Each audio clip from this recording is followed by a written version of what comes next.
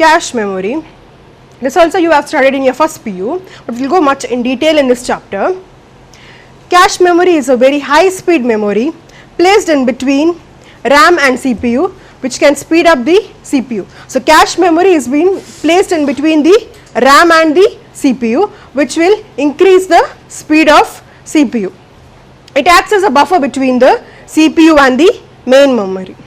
Next, it is used to hold those parts of the data and program which are most frequently used by CPU. Now, the data and the instructions which are most frequently used by CPU always, the data and instructions which are always used by CPU, which are frequently used by CPU, are held by the cache memory. So because of this, it will increase the processing speed of CPU. During processing, the central processing unit, that is CPU, will first look on to cache memory for the required data. Suppose if there is data required in the cache memory, it takes that data. Suppose if the required data is not present in the cache memory, then it looks on to the RAM for the data. I will repeat, during the processing, before the processing starts, the CPU will look on to the cache memory for the required data. Suppose if there is data in the cache memory, whatever it requires, it takes that data and performs its processing. Suppose if the data which it has been required is not there in the cache memory, then it looks on to the RAM for the required data and starts doing its process. The cache memory is very expensive, but it is smaller in size. Its size varies from 256 KB to 2 MB. Different levels of cache memory. There is level 1 cache and level 2 cache. So level 1 cache has been present inside the CPU, and level 1 cache is fast, but it is small in size. So the size of L1 cache, that is level 1 cache, varies from 32 KB to 512 KB. The second one is level 2 cache. So level 2 cache is being present on the motherboard of the computer system. The size of L2 cache varies from 1 MB to 2 MB. So there are two different levels of cache memory, level 1 cache and level 2 cache. So level 1 cache is present inside the CPU and level 2 cache is present on the motherboard. So this is an important 1 mark question where they ask you where is level 1 cache present and where is level 2 cache present. So level 1 cache has been present inside the CPU and level 2 cache is present on the motherboard. Advantages of cache memory. The cache memory is much faster than the main memory, that is RAM. So cache memory is faster than the main memory. Second point is it consumes less access time as compared to the main memory. It stores the program that can be executed within a short period of time. So in cache memory, we can store data which can be executed with less amount of time, and we can use cache memory to store data for temporary use. Whatever data you want to store for temporary, that can be stored in cache memory. Next, disadvantages. Cache memory has got limited capacity. That is, the memory space of cache memory is very less, and the cache memory is very expensive. So this is about the advantages and disadvantages of cache memory. Of motherboard is slot. So we have seen about the processor, BIOS, CMOS, and the fourth one is slot. A slot is an opening space on the motherboard where you can insert a printed circuit board. So it is a place in your computer, it is a small opening space in your computer where you can insert a printed circuit board. Slots are often called as expansion slots. Another name for slot is expansion slot because it will expand the capabilities of your computer. Now expanding capabilities is, the different capabilities of a computer is you can hear sound effects, you can see the visuals, you can play games. So all these are the different capabilities of the computer.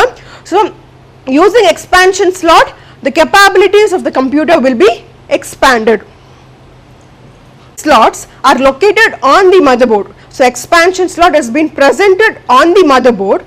The expansion cards are inserted in the expansion slot to give computer new features. Now I have told you about expansion slot. Expansion slot means it is a slot where there is an opening space in the computer to insert a printed circuit board. Now, in this expansion slot, we can insert a card known as expansion card. So, when you insert an expansion card inside an expansion slot, it gives new features to your computer. So, an expansion card is a small circuit board with a specific feature. So, expansion card has got some specific features, for example, sound effects, video effects, then gaming effects, charging, network effects. So, all these are the different features of the expansion card. So, this expansion card is being inserted inside your expansion slot to increase your computer's features. The different expansion cards available are sound card. So, sound card means when you insert a sound card to your computer system, you can hear the audio effects. Then video card, you can see the pictures, that is videos. Then LAN card, LAN means it is local area network. So, LAN card is you can access internet, and then it is the adapter card. Adapter card is the charging card. So, all these are the different expansion cards. So, I repeat about the expansion slots. They are located on the motherboard. Expansion cards are inserted in the expansion slots to give new features to your computer system. So, there are different types of expansion cards: sound card, video card, LAN card and adapter card. Next, different types of slots. The first type of slot is ISA, that is Industry Standard Architecture slot. So, it is a 16-bit card, and this slot has been used to connect modem and input devices. So, modem and input devices will be connected to your motherboard using this slot, that is ISA slot, Industry Standard Architecture slot. Second one is PCI slot, that is Peripheral Connect Component Interconnect slot. Peripheral Component Interconnect slot. It is a 32-bit card which was introduced by Intel in 1992. So, this PCI slot was been introduced by Intel in the year 1992. It is used to connect graphics card and sound card. So, this card is been, or this PCI slot is being used to insert or to connect graphic card and sound cards to your computer system. And this PCI slot is much faster than your ISA slot. Third type of slot is AGP, that is Accelerated Graphic Port.